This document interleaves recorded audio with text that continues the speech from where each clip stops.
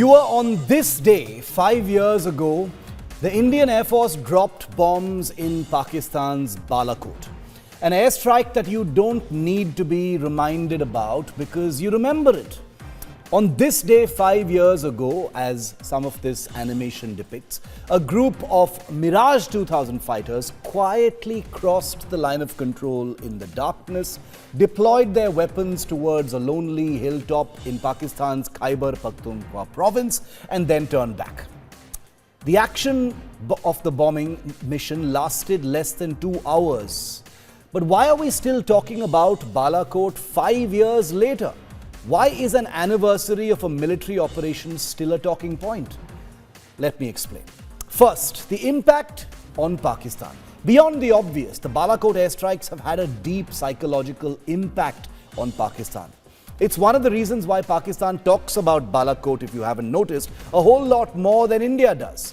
While India hasn't bothered engaging in the years-long claim war over extent of damage caused by Indian bombs in Balakot, choosing to let Pakistan's body language do the talking, Pakistan has gamely fallen into this trap, fussing and fuming over the strikes, deploying all manner of energy in trying to play down the impact of the Indian bombs. What Balakot did, viewer, was to permanently deprive Pakistan of its sense of calm.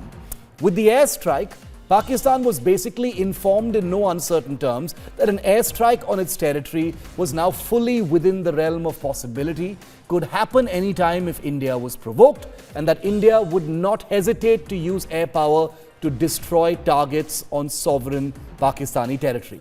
This is not a small thing, viewer. For two nuclear-armed countries, what Balakot did was call Pakistan's bluff, expose its defenses, and show it up as vulnerable. But psychological insomnia isn't the only thing India's airstrikes gave to Pakistan. It also forced Pakistan to spend billions of dollars in reassessing its air defense capabilities, which had failed miserably on that day 5 years ago.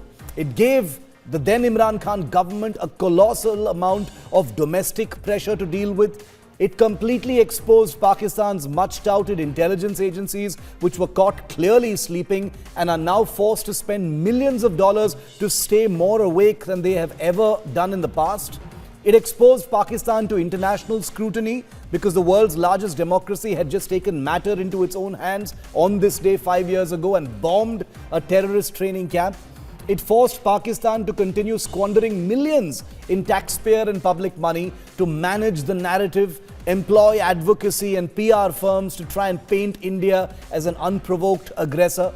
It triggered a huge feud within the Pakistan military about who was responsible for the absolute and utter failure of the Pakistan Air Force to see through India's masterful ruse in diverting attention away from the actual target by pretending to target something else, perhaps in the south.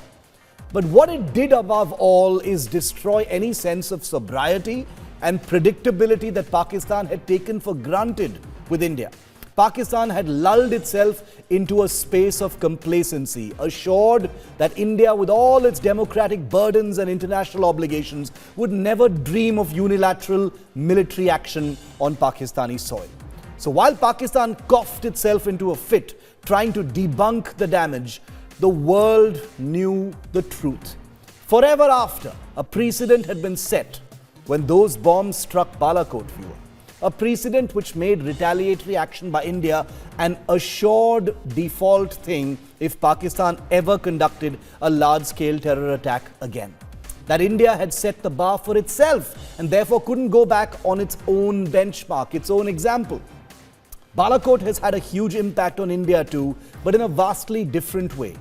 Just 21 days ago, this month, on February the 5th, the Congress's leader in the Lok Sabha, Adhir Ranjan Chaudhary, for the nth time wondered why there was no proof of the damage inflicted by the Balakot airstrikes. It was largely lost in the din of Parliament, but it stands as an example of how Balakot lingers in the Indian political consciousness, which sees Balakot as something that sealed the opposition's fate in the 2019 election campaign. That Balakot continues to grate, that there still exists thinly veiled insinuations within the opposition ranks that the provocation for the Balakot airstrikes were a planned false flag by the Indian government. are all indicators of the lasting and perhaps permanent effects of the decision that India took on this day 5 years ago, viewer. I'll end not with the politics, but by something that's very, very important. I'll end by taking the names of the 5 incredible Mirage 2000 pilots who were decorated for flying the mission to bomb Balakot.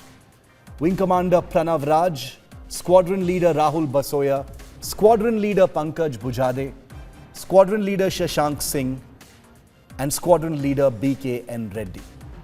The maintenance crews, weapons technicians, radar specialists, and all others associated with the amazing mission that took place on this day 5 years ago. The nation salutes you, and the nation always remembers.